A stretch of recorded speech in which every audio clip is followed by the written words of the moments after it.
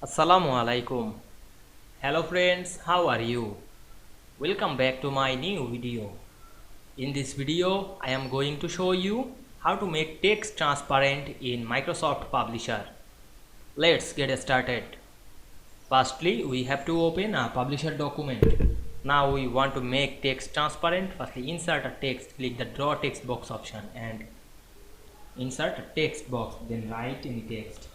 Now I write this text, then select the text and increase the font size.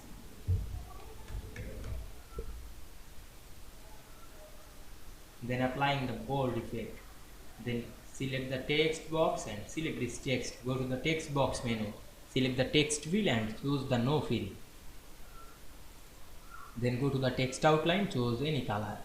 Now we can see we make the text transparent very easily.